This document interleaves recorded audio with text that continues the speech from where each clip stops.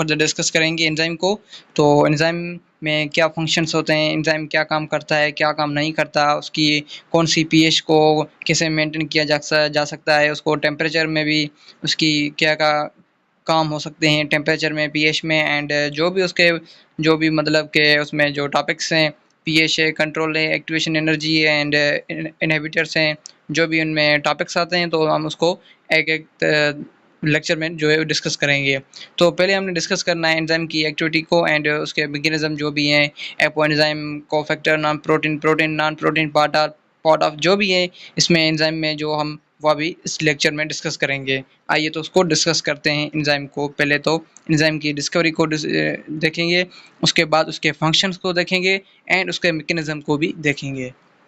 पहले हमने उसकी डिस्कवरी को देखेंगे कि एंजाइम क्या काम करता है। कि एंजाइम जो है वो एक inside in an means inside and zyme means yeast. तो जो एंजाइम होता है वो एक ज़ाइमेस्ट एंजाइम होता है, उसको जो कंट्रोल किया जाता है। And it is in 1878 term enzyme was first scientist that is commonly known as a Friedrich William Kohn। जो फ्रिडरिच विलियम कोहन था उसने एंजाइम को डिस्कवर किया एंड फर्स्ट टाइम उसको टर्म दिया कि ये एंजाइम है। उसके बाद जो है वो बचर फाउंड किया एंजाइम को जाइमेज इन यीस्ट सेल में। जो जाइमेज था उसको यीस्ट सेल में जो फाउंड किया वो एक साइंटिस्ट था जिसका नाम जो था वो है बर्जरनर। एंड नॉर्थफोर्ड समनर जो उसने दिया कि enzyme is a protein in nature. उसने ये बात की कि नॉर्थफोर्ड जो एंजाइम जो साइंटिस्ट थे नॉर्थफोर्ड, जो उसने एक इन्विटेशन दी, उसने एडवाइस दी कि जो एंजाइम थे वो एंजाइम में जो प्रोटीन इन नेचर थे, और कोई भी नहीं है, only the for enzyme in protein in nature. उसके बाद एंजाइम्स और द ऑर्गेनिक सब्सटेंस, ये जो एंजाइम है वो ऑर्गेनिक सब्सटेंस है and catalyse the specific chemical reaction in living organism. तो ये एंजाइम जो होते हैं वो एक केमिकल कैटालाइज की तरह बिहेव करते हैं, एज अ काम करते हैं and in the form of special chemical reaction in living organism. Okay, आपको यहाँ तक आप बात समझ में आ गई। उसके बाद जो है वो हम उसको फर्दर डिस्कस करते हैं कि just a few years is combust enzyme और प्रोटीन इन नेचर।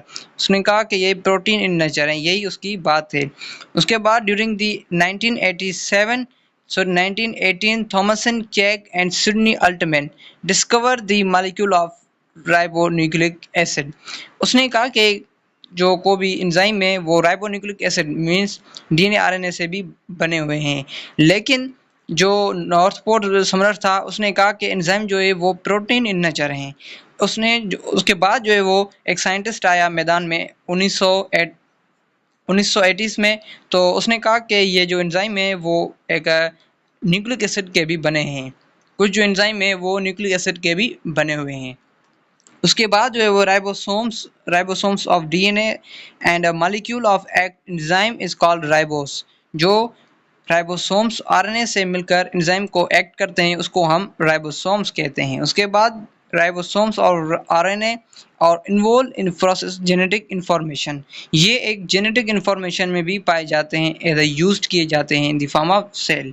ओके, यहाँ तक आपको बात समझ में आ गई। उसके बाद यही है, ये सारा लिखा हुआ है कि यहाँ पर दिया गया है कि कैरेक्टरिस्टिक्स ऑफ एंजाइम। तो हमने यहाँ कैरेक्टरिस्टिक्स को भी डिस्कस करेंगे इन the form of enzyme. Okay, enzymes क्या होते हैं कि एज अ बायोकैटलिस्ट काम करते हैं। एक मीन्स जो एंजाइम वो ह्यूमन बॉडी में पाए जाते हैं, एज अ लिविंग तौर काम करते हैं, जिसको हम बायोकैटलिस्टिक्स कहते हैं।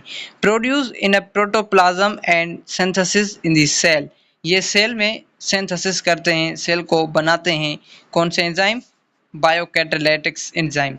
ओके, उसके बाद मोस्टली एंजाइम और प्रोटीनियस इन नेचर, ये जो एंजाइम होते हैं मोस्टली वो प्रोटीनियस इन नेचर होते हैं। क्या? जो कई एंजाइम थे जो नेशनल उसने कहा कि जो एंजाइम जो होते हैं वो एक राइबोन्यूक्लिक एसिड भी होते हैं, उसके बने हुए भी होते हैं, लेकिन जो मोस्टली एंजाइम जो होते हैं ना वो प्रोटीन इन नेचर होते हैं। ओके, यहाँ तक आपको बात समझ में आ गई कि जो मोस्टली एंजाइम होते हैं एक प्रोटीन इन नेचर होते हैं। ओके, उसके बाद जो है वो एंजाइम एक कैटलिस्ट करते हैं in the specific reaction in the form of function and macro molecule with high molecular weight. उसके जो वेट होता है वो हाई होता है। क्यों? कि all enzymes are ground and globular protein, जो भी एंजाइम होते हैं the globular protein in nature होते हैं except isoenzyme. Isoenzyme के अलावा जो भी प्रोटीन, जो भी एंजाइम होते हैं वो एक ग्लोबुलर प्रोटीन के बने हुए होते हैं। यहाँ तक बात आपको समझ में आ गई। उसके बाद जो है वो एंजाइम यहाँ पर दिया गया है कि as a more greater in size than the substrate. जो एंजाइम होते हैं वो ग्रेटर साइज उसकी होती है एज अ सबट्रैक्ट। ओके, बात आपको समझ में आ गई।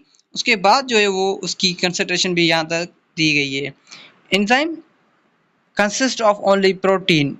क्या कह रहा है कि एंजाइम जो होते हैं वो ओनली प्रोटीन नेचर होते हैं, जिसको हम सिंपल एंजाइम कहते हैं। यहाँ तक आपको बात समझ में आ गई। उसको हम क्या कहते हैं? Simple enzyme such as amylase and pepsin. ये क्या है? ये जो सिंपल एंजाइम है। सिंपल एंजाइम हम उसको कहते हैं कि वो प्रोटीन के बने हुए होते हैं, उसको हम सिंपल एंजाइम कहते हैं such as amylase pepsin. Okay, यहाँ तक बात आपको समझ में आ गई। Thank you. उसके बाद जो है वो एंजाइम की यहाँ तक कुछ एक्टिविटी दी गई हैं, उसको भी हम डिस्कस करना है। Enzyme is a particular reason. जो एंजाइम होता है उसका एक पार्टिकुलर रीजन होता है, एक पाथ होता है जहाँ पर फिट होता है, बाइंड करता है सब्सट्रेट को। ओके, उसके बाद जो है वो सब्सट्रेट को मिलाकर एक एंजाइम की एक्टिविटी हो सकती है। उसके बाद जो है वो क्या काम करता है कि enzyme consist of protein and non protein part of, जिसको हम होलो एंजाइम कहते हैं। ओके, तो आपको जहाँ तक बात समझ में आ गई कि उसके बाद जो है वो एंजाइम कंसिस्ट होता है एज अ सब्सट्रेट। जब सबस्ट्रेट के साथ मिलता है तो उसको हम, उस साइट को हम एक्टिव साइट कहते हैं। यही यहाँ पर दिया गया है कि एक्टिव साइट हम उसको कहते हैं कि एंजाइम जो होता है वो एक पार्टिकुलर रीजन होता है एंजाइम का, जहाँ पर फिट होता है सब्सट्रेट के साथ, बाइंड होता है, जो उस रीजन को हम एक्टिव साइट कहते हैं। यहाँ तक बात आपको समझ में आ गई। ओके बेटा, थैंक यू। उसके बाद जो है उसका यहाँ पर कैरेक्टर्स ऑफ एंजाइम दिया गया है कि एंजाइम इनहिबिटर यहाँ पर रिएक्ट करता है एज अ सब्ट्रैक्ट एंड उसके बाद जो 10,000 दिए गए हैं यहाँ पर कैरेक्टर्स भी same to same specific temperature पे यहाँ पर ऑर्गेनिक सब्सटेंस दिए गए हैं, कार्बोनिक एसिड दिया गया है। उसके बाद जो है वो यहाँ पर एक्टिव साइट दी गई है। तो हमने एक्टिव साइट को डिस्कस करना है, तो उसको हम डिस्कस करते हैं कि एक्टिव साइट किसको हम कहते हैं। सिंपल सा एक कॉन्सेप्ट है जो हमने डिस्कस करना है। जो एक्टिव साइट होता है हम उसको एक्टिव साइट कहते हैं। यहाँ पर दिया गया है कि एक्टिव साइट हम उसको कहते हैं कि जो एंजाइम जो होता है ना, एंजाइम एक एंजाइम है, यहाँ पर एंजाइम जो है वो एंजाइम उसका रीजन है, और उसके बाद जो है वो सब्ट्रैक्ट आकर मिलता है इसके यहाँ पर। तो इस रीजन को जो है वो एक्टिव साइट कहते हैं। इस रीजन को हम एक्टिव साइट कहते हैं। आपको बात ये समझ में आ गई कि यहाँ पर जो है वो एंजाइम के साथ एक रीजन होता है, यहाँ पर सब्ट्रैक्ट जो है वो फिल होता है, उस रीजन को हम कहते हैं एक्टिव साइट। यहाँ पर आपको बात समझ में आ गई। ओके, उसके बाद जो है वो कुछ अमाइनो एसिड्स भी उनमें पाए जाते हैं। उसके बाद उसको फर्दर डिस्कस करते हैं कि यहाँ पर क्या दिया गया है। उसके बाद जो है वो एक्टिव साइट यहाँ पर भी दिया गया है कि more enzymes and many have one or more active site. जो एंजाइम की साइट्स होते हैं वो एक से ज़्यादा होती हैं, और एंजाइम जो है वो कंसिस्ट होता है 2 पार्ट्स के साथ, एक number 1 binding site, number 2 catalytic site.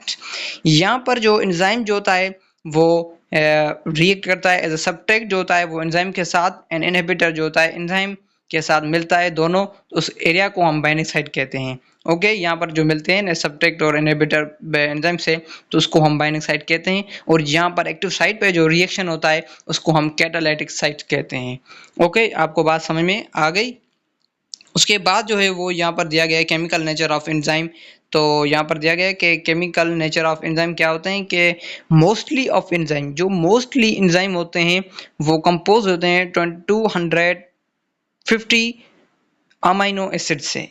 Okay, यहाँ तक आपको बात समझ में आ गई कि ये मोस्ट इम्पोर्टेंट जो पॉइंट है कि जो एंजाइम होते हैं वो कंपोज होते हैं 250 अमाइनो एसिड से। और एंजाइम जो है वो divided and simple enzyme and holo enzyme, and उसको फर्दर डिस्कस करेंगे कि वो डिवाइड हो गया है कि simple enzyme and holo enzyme. तो सिंपल एंजाइम को हम किसको कहते हैं कि जो only for the compose of the protein, that is you know very well simple enzyme. उसको हम क्या कहते हैं? उसको हम सिंपल एंजाइम कहते हैं। ओके, उसके बाद जो है वो यहाँ पर दिया गया है कि एक्स्ट्रा अमाउंट है ये सिंपल एंजाइम। उसके बाद एग्जांपल ऑफ सिंपल एंजाइम। तो सिंपल एंजाइम के यहाँ पर कुछ एग्जांपल दिए गए हैं कि लाइपेज है, अमाइलेज है, ट्राइपेसिन है, प्रोटीएज है, यूरिएज है। उसके बाद जो लाइपेज है वो एंजाइम जो होता है वो एक डाइजेस्टिव फैट इनटू गट में पाया जाता है। ओके, उसके बाद जो है वो अमाइलेज जो होता है वो break down the starch into sugar. उसके बाद ट्राइप्सिन जो होता है वो उसका एंजाइम जो है, enzyme protein, enzyme that break down of protein into amino acid that small intestine, that is very well trypsin. उसको हम ट्राइप्सिन कहते हैं। उसके बाद जो है वो होलो एंजाइम। तो होलो एंजाइम किसको हम कहते हैं कि protein and non protein part of to bind to form structure, and structure is known as a holoenzyme. तो उसको हम होलो एंजाइम कहते हैं कि प्रोटीन पार्ट जो होता है वो मिलता है एक नॉन प्रोटीन पार्ट से, and protein part of enzyme is known as a apoenzyme, and non protein part of enzyme is known as a cofactor. तो cofactor and apoenzyme to form the bind to structure bind and to produce a structure, that structure is known as a hollow enzyme। तो उसको हम hollow enzyme कहते हैं। एक उसको हम conjugated भी कहते हैं। उसके बाद जो है हम उसको complex enzyme भी कहते हैं। यही जो हम आपको बताया वही इसका फंक्शन है। उसके बाद जो है वो यहाँ पर देखिए स्ट्रक्चर में क्या दिया गया है कि यहाँ पर ये सब्ट्रैक्ट है और ये एक्टिव साइट। एक्टिव साइट हम उसको कहते हैं कि यहाँ पर जो एंजाइम वो एंजाइम का सब्ट्रैक्ट जो है मिलता है तो उसको एरिया को हम एक्टिव साइट कहते हैं। उसके बाद जो है वो एपो एंजाइम, उसको हम non protein protein part of enzyme is known as apoenzyme. उसके बाद जो है वो कोफैक्टर जो होता है वो नॉन प्रोटीन पार्ट होता है, and protein part of enzyme is known as apoenzyme. उसके बाद जो है जो कोफैक्टर जो नॉन प्रोटीन पार्ट है, और उसके बाद जो है वो एंजाइम जो होता है वो इनएक्टिव प्रोटीन होता है। किस लिए? क्योंकि वो प्रोटीन पार्ट होता है।